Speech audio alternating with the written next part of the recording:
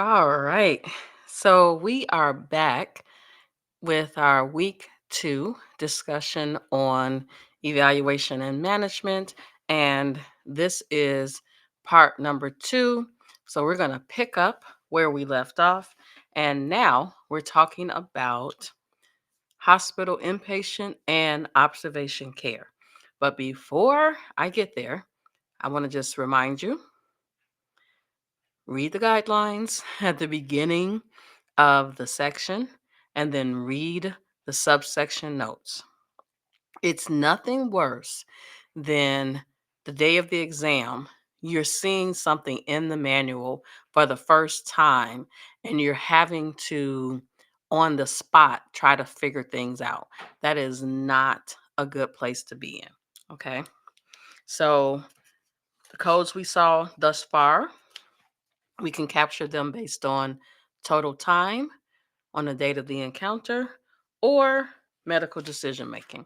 All right, so next up, we have our codes for hospital inpatient or observation care. These codes are for new or established patients. And what you'll notice is that they start off with codes for the initial encounter in the hospital. And then they have codes for those daily visits. Those are known as subsequent care. Okay. These codes are used for patients who receive what are known as partial hospitalization services as well.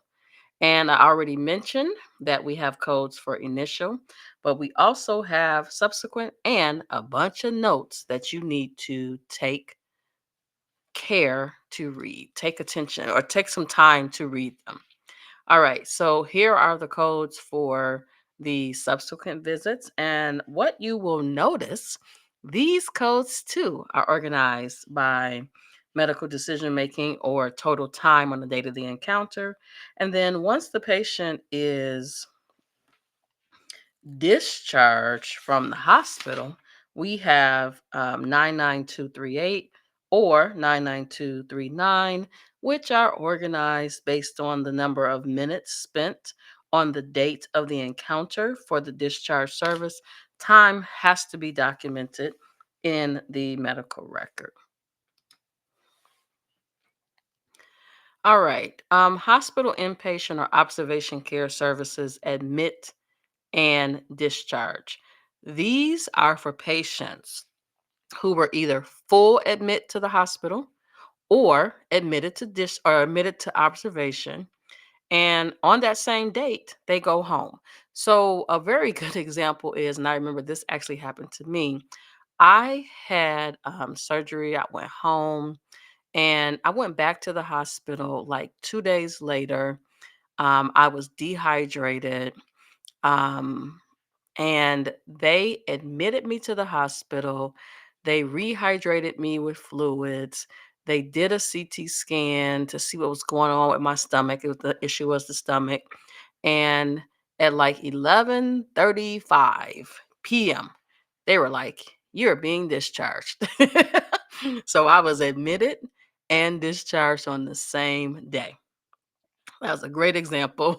That's an example I could think of. All right. So these codes are right in the section where the inpatient codes are.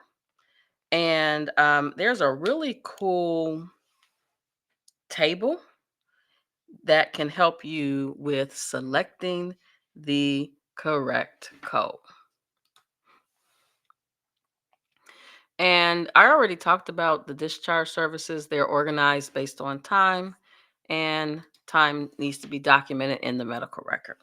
All right. After that, and what I have seen actually, if no time is documented, we use the lowest level. But my rule of thumb is when you have a code that is a time-based service, you need to have that time documented in the medical record for compliance purposes. All right, the next codes are consultations. We have consultations for inpatient, we have consultation for outpatient. And not all insurance companies, for example, Medicare does not pay for consultation. So just remember, just because there's a code in the manual doesn't mean the insurance company is going to pay for it. Nonetheless, in order to have a consultation, we have to meet what are known as the 3 R's. Number one, there has to be a request. And in the CPT manual, it talks about the the 3 R's, the request. And the request could be oral or it can be in writing. And then the service has to be rendered. And then there has to be a response. Now, the request could be made orally, but the response has to be in writing. There has to be a written report. So these are the codes. You can see office as well as the inpatient or nursing facility. And just like the other parts we've seen so far, there are subsection notes. You can't get away from those subsection notes. All right. We also have codes for inpatient or observation consultation. And notice that it says new or established patient. There's only one consultation can be reported per consultant per admission. And after they do the initial consultation, then they have to do the subsequent hospital codes. Something else I want to tell you. As you're looking at these codes, you should see that they are organized based on medical decision making or total time. Okay. We have code 99418 for consultations that require prolonged services. You can take a look at that in the CPT manual. All right, emergency department. These codes are for facilities where they are open 24 hours a day, 7 days a week. It's a hospital-based facility. The codes are 99281 through 99285. If another physician is called to the ED to provide a consultation, they would not use these codes. Okay. This is for the person who is working in the ED. All right, then we have critical care services. This is where there is an immediate need for medical attention. Patient can have some type of organ failure, could have some respiratory failure, but it requires constant attention by the provider. In the CPT manual, one of the things that you will notice is that these are time based codes, but the time here is different than what you've seen so far in the E&M section, which is why it is so important that you are paying attention. Documentation has to support the use of the critical care codes. It should also be noted that the patient doesn't have to be in the ICU or intensive care unit to report critical care services, but the documentation must support that the patient is critically ill. And there's criteria that is listed in the manual. So, what work do they do? This list you see here, right? Reviewing tests and x-rays, documenting the services provided, documenting the time spent, and critical care has to be related to the care provided to the one patient. Okay. So again, I want to just call out this lecture will not cover everything that's in the book. And so it is so critical that you are reading the textbook and reading the guidelines in the manual. All right, moving right along to pediatric critical care transplant services or transport, not transplant. This is for critically ill or injured pediatric patients. And one of the things that you will notice about these codes is just like the other codes that you've been seeing so far, we have descriptions for these codes in terms of the criteria, right? So, in this particular case, these first two codes, this is for a patient that is 24 months of age or less. Then the next family of codes is when the patient is being transferred from one facility to the next, and the physician is supervising that transfer. Then, look here, we have neonatal and pediatric critical care codes. And then we also have, and this is for neonatal pediatric patients, we have initial and continuing intensive care services. Again, read those guidelines. Also, I am going through this rather quickly. So the codes that you're seeing on the screen are not necessarily in the order that they're in the CPT manual. And so just keep that in mind. All right, then we have nursing facility services. We have initial and subsequent care. And those codes are also medical decision making or total time based. We have codes for discharge from the nursing facility, which is different than discharge from the hospital.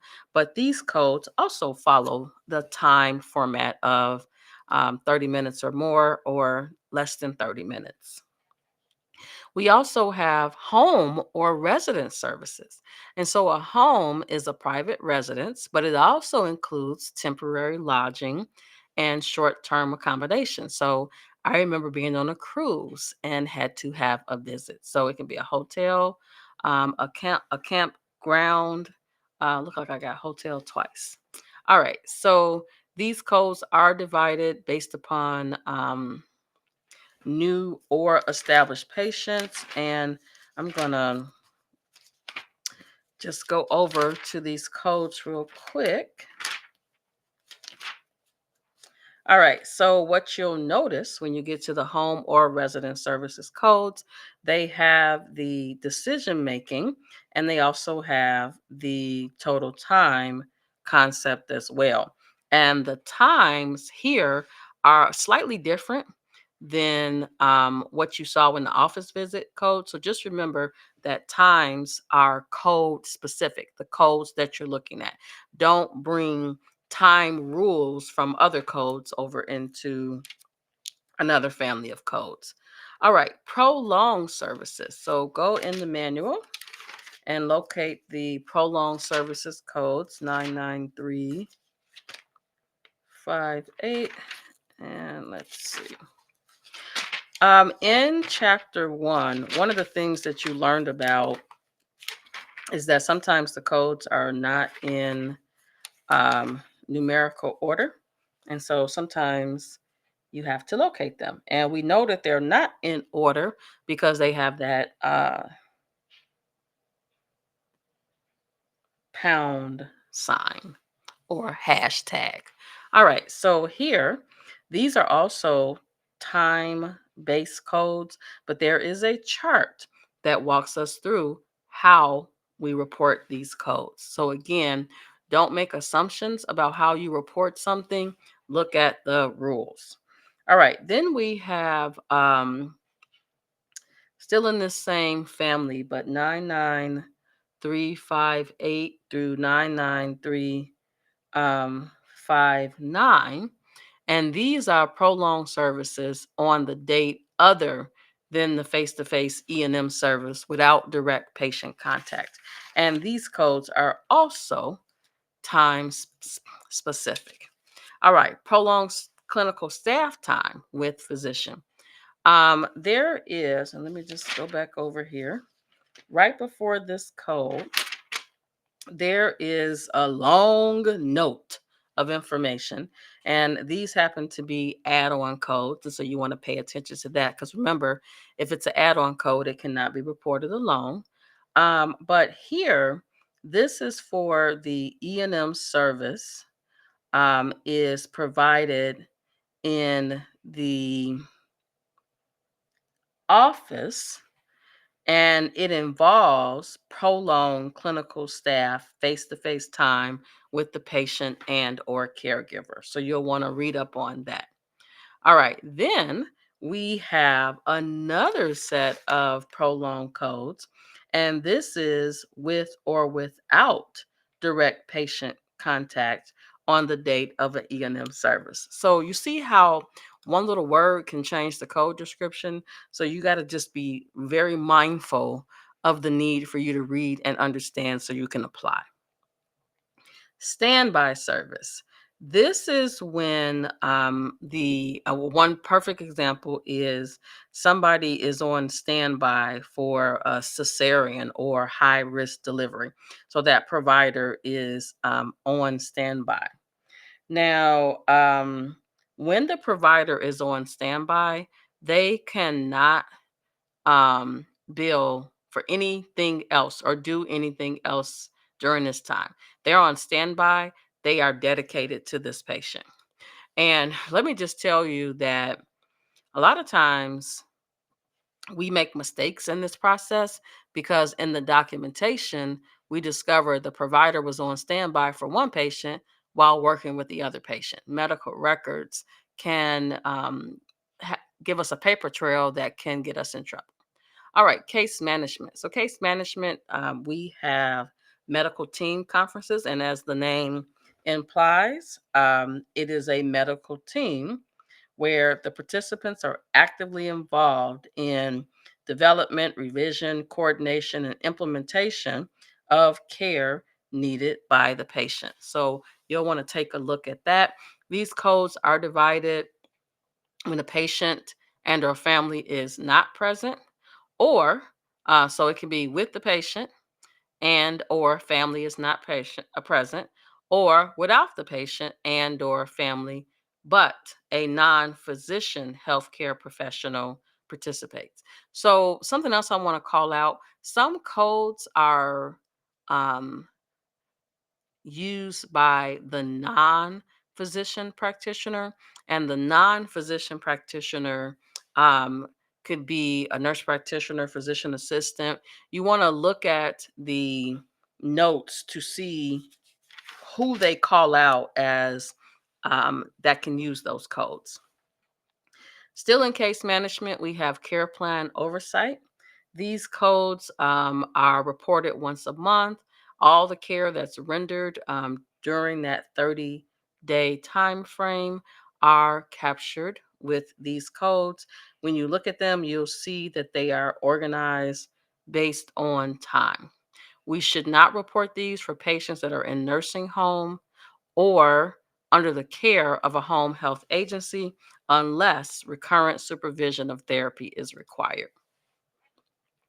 Preventative medicine. This is those well visits, right? These codes are divided based upon if the patient is new or established, as well as the age of the patient. Now, one of the things you will notice is that the description of the preventative medicine service says comprehensive preventative medicine service. And so this is where they do the age appropriate test, right? And other things they can do here are preventive medicine counseling as well. So here, 99401 through 99404, preventive medicine counseling. These are individual time-based codes. But then we have other codes for behavior change intervention, and these are also individual time-based codes. So you're trying to change your behavior. Then we have some group codes for counseling and or risk factor reduction. And then we have this code 99429, and this is for um, other preventive medicine services. And let me just give you a heads up. This is where you're going to see some codes out of sequence. All right. So actually, as I look at this slide, these codes were 99441, 99442, 99443 were actually deleted for 2025. So this actually should not be there. Those telephone codes were actually deleted. All right. Special evaluation and management services, disability exam, workers' compensation, or work related or medical disability evaluation. Those codes are listed over there. All right. We also have codes for newborn services. So on the day the baby is born, um, we have codes. We also have codes for that are for the subsequent care. So baby stays more than one day. We also have codes that are for the hospital versus the birthing center. These codes are reported once a day. If baby is admitted and discharged on the same day, we have a code for that as well. We also have codes for delivery, birthing room attendance, and resuscitation services. And basically, again, has to be documented in the medical record. Provider has to document their attendance at delivery. They have to document that they came and did the resuscitation. All right. These codes can be reported with codes that are listed here on the screen, but not to be reported in conjunction with each other. And once you read the textbook chapter and get into the guidelines, you'll understand why. Again, I cannot cover every little thing on every little page. You have to take the time to sit down and read the information. All right. Complex chronic care management services. These are also time based codes. But remember, time codes are not the same from one set of codes to the next. And so it is important to understand how time applies for the codes you're looking at. So these are used to report services for specific patients based on continuous or episodic health conditions that are expected to be around for the next 12 months or until the death of the patient. These codes are reported once per calendar month by a single provider. Other codes we have here: cognitive assessment and care plan services, complex chronic care management services, chronic care management services. You'll want to take a look at those codes because they do have time, but the time is different. We also have psychiatric collaborative care management services, and these codes are out of order. So when you see that pound sign, that lets you know that the codes have been moved around. All right, principal care management services. This starts with 99424. And these codes actually have a really nice table that is present in the manual, as well as some instructional notes. And principal care management codes focus on medical and psychological needs manifested by a disease or diseases. Psychiatric collaborative care manifestation, or not manifestation, management codes. um, these codes start off with multiple paragraphs of information. These codes do include a time component. Time is going to be different for each and every code family, so you got to know what time applies for that.